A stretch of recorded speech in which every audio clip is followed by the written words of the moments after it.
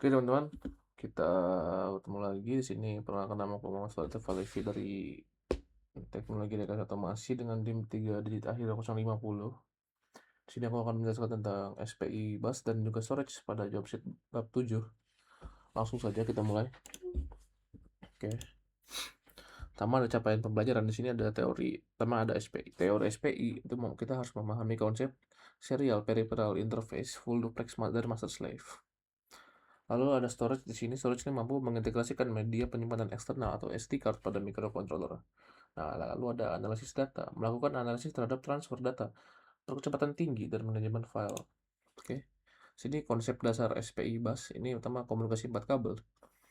Sini SPI ini adalah protokol komunikasi serial sinkron yang bekerja secara full duplex, memungkinkan pengiriman dan penerimaan data secara bersamaan.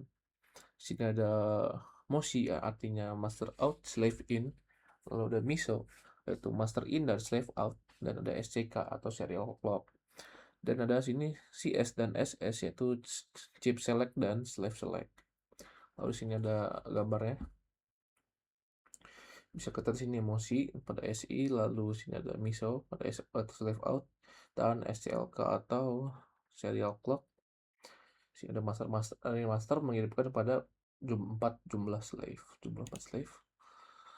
Lalu sini ada konfigurasi pin SPI pada ESP32. ESP32 ini memiliki dua bus SPI utama yang dapat digunakan oleh pengguna, yaitu MISO atau Master In Slave Out itu pada GPIO 19 dan HSPI atau default itu pada GPIO 12. Lalu sini ada CF atau Slave Select pada VSPI-nya atau defaultnya itu pada GPIO 5 dan HSPI defaultnya itu pada GPIO 15. Nah, untuk konfigurasi pin SPI pada STM32 ini memiliki arsitektur SPI yang sangat cepat berbasis hardware, yaitu sini kita master in slave out-nya SPI 1-nya pada PA6, lalu SPI 2-nya pada PB11, lalu CS untuk manual GPIO SP11 pada PA4 defaultnya, lalu SPI 12 pada PP12.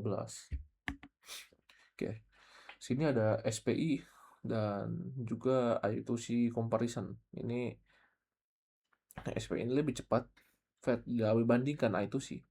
10 kali lebih cepat dan terdapat 4 kabel jalur utama. Jadi kecepatan dan kompleksitas ini meskipun menggunakan banyak kabel, SPI ini jauh mengungguli I2C dalam throughput data atau memasukkan data dan mencari data.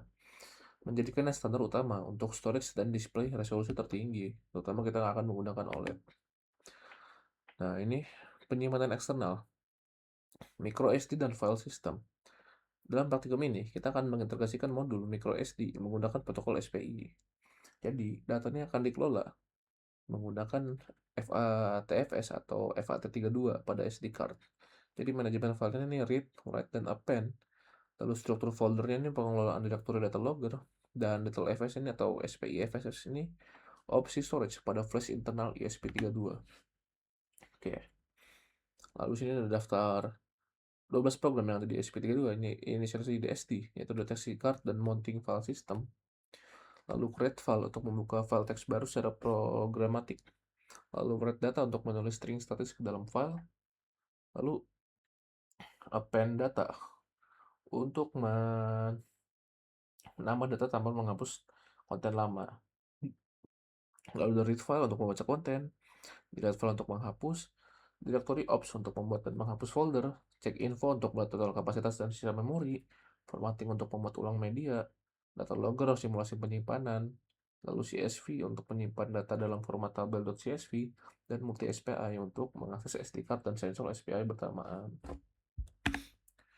Oke, hardware dan platform yang kita pakai sini ada ESP32, DVT1, micro SD modul SPI, dan internal flash storage atau SD card. Ya. Oke, kita lanjut untuk ke sesi program. Sini ada 3 program. Lalu setelah program kita akan lanjut mungkin pada dokumentasi. Nah, untuk program yang pertama nih sebentar kita cek terlebih dahulu aja.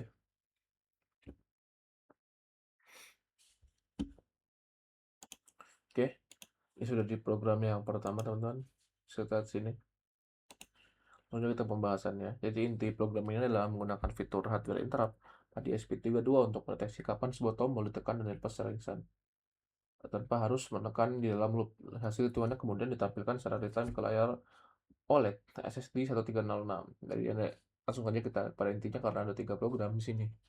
Jadi utamanya C++ ini, karena variabel yang udah teman yang volatile seperti dia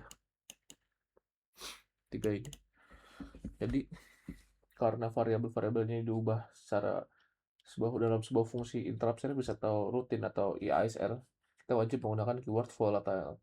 Ini memberitahu compiler agar tidak melakukan optimasi cache atau sampah pada variabel tersebut dan selalu membacanya langsung dari memori utama atau RAM, sehingga nilainya selalu akurat dan dapat diakses oleh fungsi utama atau loop. Lalu ada fungsi interrupt service routine atau ISR, ini adalah ada IRAM ATTR. Ini adalah fitur khusus ESP32 untuk memaksa fungsi ini disimpan dalam RAM, bukan flash memory, agar eksekusinya sangat cepat saat interrupt terjadi. Lalu logika rising atau falling. Ketika tombol menggunakan input pull up, posisi normalnya adalah high saat ditekan, tegangannya turun ke low atau falling edge. Saat tombol dilepas, tegangannya naik ke high atau rising edge juga. Ya, pemasangan interrupt ini atau setup ini perintah dari mengikat pin tombol ke fungsi button ISR. Lalu parameter change berarti interrupt akan terpicu setiap kali status pin berubah, baik saat tegangan turun dari high ke low maupun saat naik dari low ke high. Lalu eksekusi utamanya di loop ini, kita nggak perlu naruh perintah update OLED atau serial .print untuk dalam fungsi ISR. Fungsi ISR ini harus dieksekusi cepat kilat. Komunikasi ini atau sini ke OLED itu sangat lambat, jadi ISR hanya bertugas untuk menghitung dan menaiki state change sama dengan true, dan juga nanti fungsi loop yang akan melihat bendera tersebut dan mengeksekusi update layar dan menurunkan benderanya kembali. Oke, langsung untuk yang program kedua. Jadi program kedua intinya mendemonstrasikan penggunaan hardware timer internal pada ESP32 untuk mengeksekusi sebuah kejadian secara otomatis dan sangat presisi setiap 2 detik tanpa harus menggunakan fungsi delay yang memblokir program.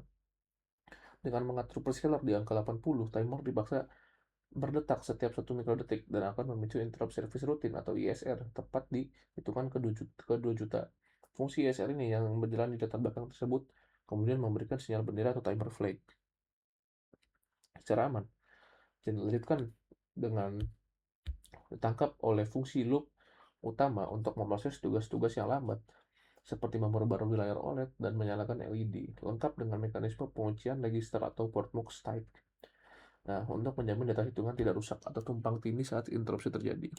Oke, lalu yang ini.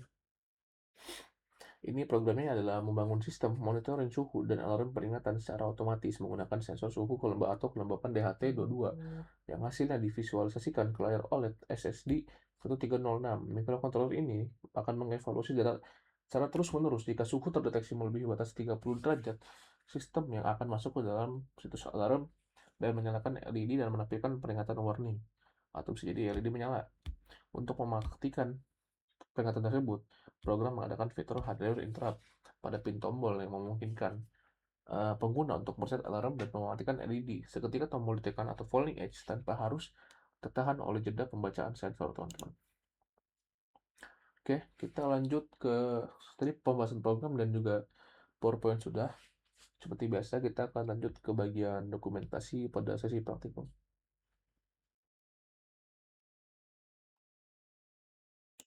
Oke, teman-teman, langsung saja sini untuk dokumentasi dari praktikumnya, silakan ditonton.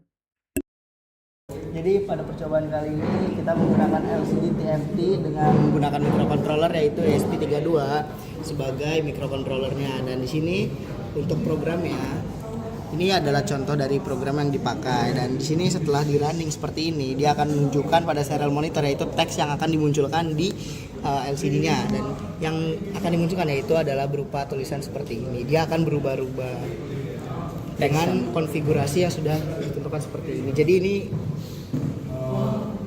Jadi LCD yang kita pakai itu adalah LCD dengan jenis TFT SPI. Udah.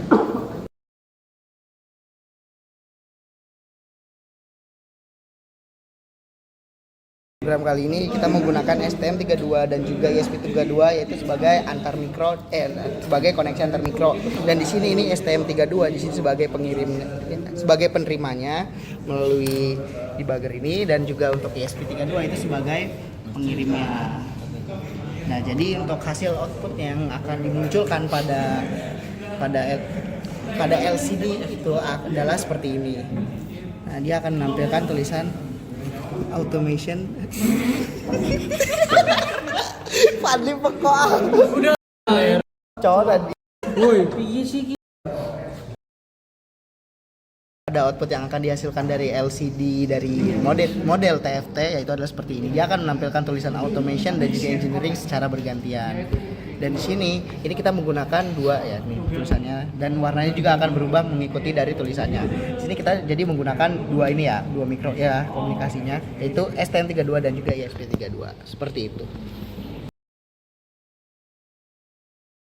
Pada percobaan kali ini kita menggunakan STM32 dan juga ESP32 untuk menghidupkan sebuah LCD dari LCD TFT SPI dengan metode SPI. Jadi di sini STM itu sebagai penerima datanya dan untuk ESP itu sebagai pengirimnya. Dan coba buka dulu, liatin dulu. Oke, jadi ini project yang keempat itu menggunakan ESP32 serta SPI dengan tambahan RTOS. Jadi di sini upload dulu. Nah, udah sukses. Nah, di sini dia akan ngeblink untuk menunjukkan bahwasanya SD card itu sudah terbaca. Nah, di sini aku bisa start monitoring lagi, misalnya dari awal. Nih, aku stop dan aku mulai dari awal. Itu dia di awal itu akan membaca jumlah berapa puluh giga yang ada di sini, 30 giga, dan kepake itu di 3 giga.